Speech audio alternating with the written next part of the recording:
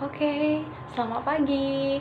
Eh, Hari ini kita akan belajar mengenai hal-hal yang seru, hal yang menarik seperti itu. Karena apa? Pelajaran hari ini ada pelajaran fisika yang paling mudah. Oke? Oke. Kita bisa lihat di gambar ya bahwa ada gambar A dan gambar B. Kalau misalnya itu perbedaan gambar A dan B, pasti tahulah jawabannya apa gitu kan. Ya, mudah aja kita lihat kalau gambar A itu dia bergerak, sedangkan gambar B itu dia hanya diam. Oke, seperti itu. Lalu apa sih hubungan dengan gambar ini terhadap pembelajaran kita selanjutnya? Oke, oke, oke, oke. Sekarang tetap fokus ya. Kita akan memulai pembelajaran kita. Namun sebelumnya Miss mau arahkan anak-anak Miss untuk tetap fokus, tapi tetap santai aja, oke? Karena hari ini kita akan belajar mengenai gaya dan gerak. Dalam pembelajaran kali ini, tujuan pembelajaran kita itu, harapan Miss itu anak-anak semua bisa mendefinisikan tentang gerak, kemudian bisa membedakan gerak menurut keadaannya, menurut lintasannya, kemudian bisa mendefinisikan kecepatan, percepatan, dan membedakan gerak lurus beraturan dengan gerak lurus berubah beraturan. Oke? Ya, kalau kita lihat di slide ini, kita lihat kan bahwa ada seekor hewan peliharaan, kemudian ditarik oleh majikannya.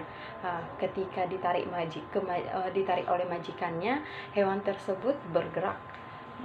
Kemudian majikannya itu juga ikut bergerak seperti itu kan.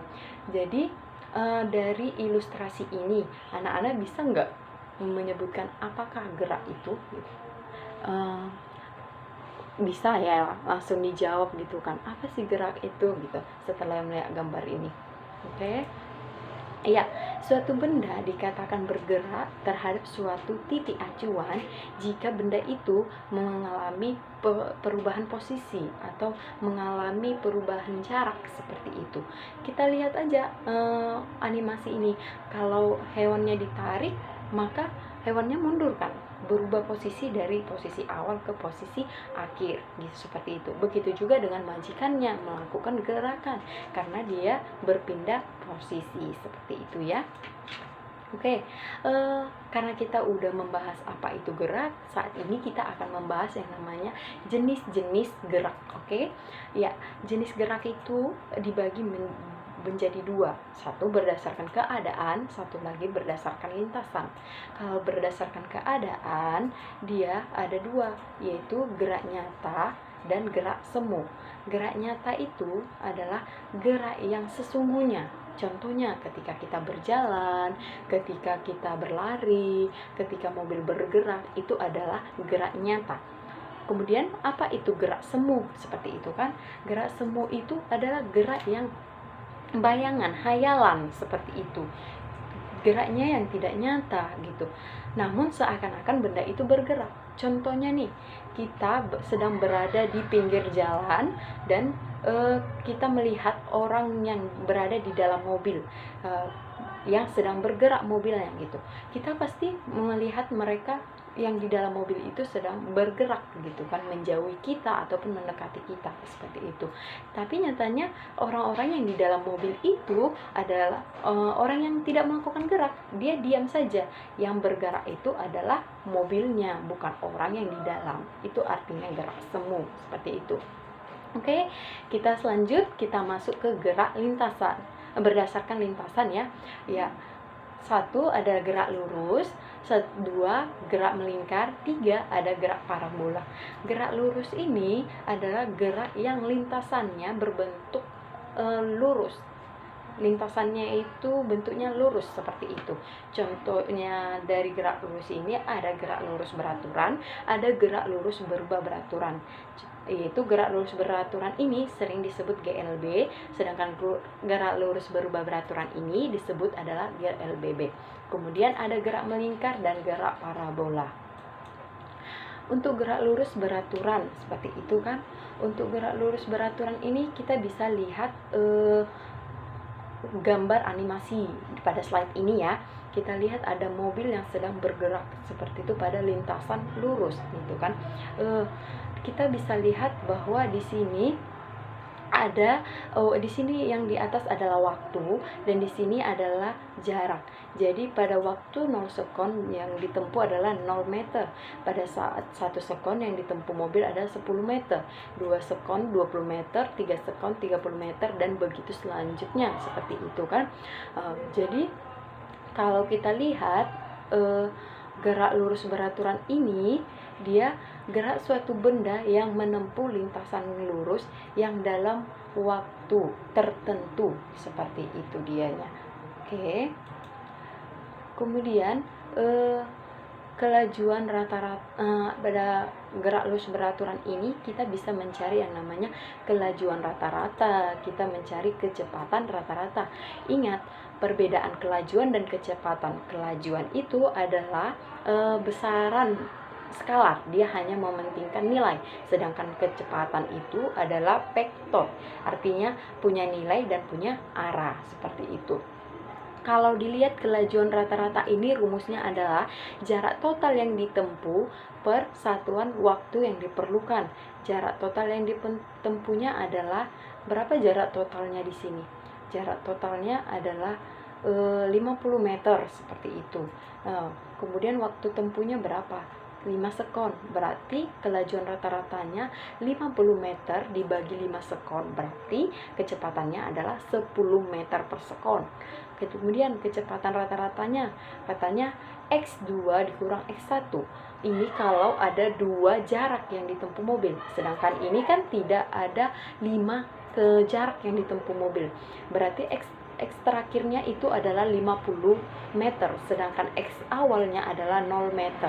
Artinya X rata-ratanya 50 meter dikurang 0 meter adalah 50 meter per T akhirnya adalah 5 sekon. T awalnya adalah 0 sekon, berarti 5 dikurang 0 sekon adalah 5 sekon. Berarti kecepatan rata-ratanya 50 meter dibagi 5 sekon, artinya 10 meter per sekon.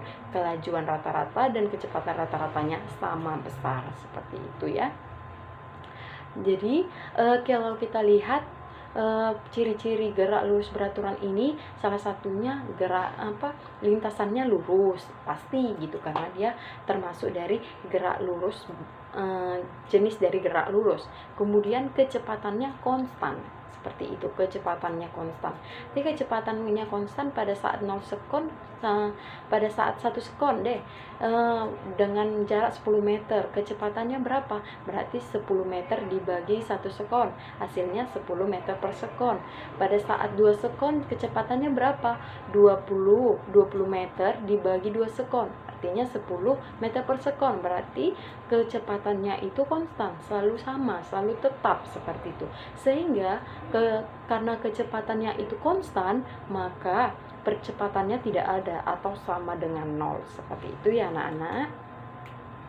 Oke, kita lanjut kembali ke gerak lurus beraturan. Gerak lurus berubah beraturan maksudnya sih ya. Iya, kalau kita lihat di animasi ini ada 2 orang pesepeda yang sedang mengendarai sepedanya. Pertama pada jalan yang rata lurus, kemudian menuruni lereng, kemudian melintasi lagi lintasan yang lurus seperti itu. Ketika ketika sepeda ini bergerak pada lintasan lurus ini sampai ke sini, pasti kecepatannya sama. Tapi ketika dia sudah mulai turun dari lereng tersebut, maka kecepatannya berubah, artinya dipercepat. Kan kita beda ketika kita mengendarai sepeda pada jalan yang rata, kemudian pada mengendarai sepeda pada turunan atau lereng seperti itu, pasti lebih cepat ketika berada di lereng. Artinya ada perubahan kecepatan pada gerak lurus berubah beraturan ini. Ya, gerak suatu benda pada lintasan garis lurus yang memiliki kecepatan bertambah. Seperti yang Miss bilang tadi kan, kecepatannya bertambah ketika benda menuruni lereng tersebut. Seperti itu kan.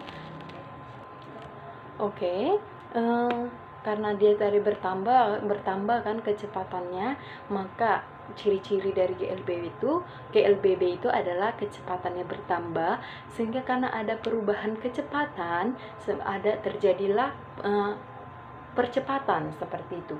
Jadi percepatan itu adalah perubahan dari kecepatan bendanya seperti itu ya.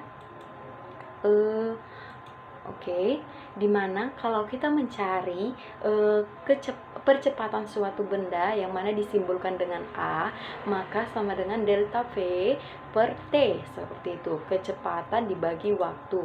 Dimana ketika kita mencari kecepatan itu dapat dirumuskan kecepatan akhir atau yang disimbolkan dengan PT sama dengan V0 ditambah AT, dimana V0-nya ini adalah kecepatan awal, A ini adalah percepatan, dan T ini adalah waktu yang diperlukan benda untuk bergerak seperti itu. Oke, Miss mau kasih tahu kuis. Sebenarnya kuis sederhana sih, kita jawab sama-sama aja. Jadi di sini termasuk jenis gerak apakah mobil-mobilan tersebut gitu kan. Kalau kita lihat di sini ini adalah percobaan ticker timer seperti itu. Jadi ada mobil-mobilan, di mana mobil-mobilan ini diikat dengan pita, kemudian pita itu dimasukkan ke dalam ticker timer ini. Fungsi ticker timer ini dia memberikan titik-titik pada pita ketika mobil bergerak untuk menunjukkan jarak tempuh benda itu bagaimana, apakah konstan atau berubah seperti itu. Kalau kita lihat nih, dia mobilnya berjalan, kemudian ticker timer ini memberikan noda-noda yang menunjukkan perjalanan dari mobil itu. Jadi bisa kita lihat bahwa pertama adalah sama jarak yang sama, kemudian semakin lama semakin panjang, artinya ada perubahan jarak, kemudian sehingga ada perubahan kecepatan. Kecepatan itu menghasilkan percepatan. Yuk, tadi Miss bilang kalau ada perubahan kecepatan dan ada percepatan, dia itu termasuk jenis apa? Pasti bisa jawab kan? Pasti gerak lurus berubah beraturan. Oke. Jadi kita udah masuk ke GLB, kita masuk ke GLBB. Saat ini kita masuk ke gerak melingkar. Oke. Jadi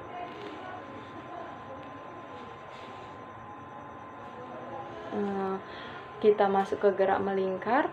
Di sini kalau anak-anak lihat ada sebuah roda ya, kita bilang ini adalah roda. Roda ini menggelinding seperti itu kan. Pernah lihat yang namanya roda kereta, roda mobil yang memiliki roda, pasti dia berputar seperti itu. Oke. Jadi gerak melingkar ini disebut juga dengan gerak sirkuler, yaitu gerakan suatu benda yang membentuk lintasan berupa lingkaran dengan satu sumbu atau titik tetap di tengahnya.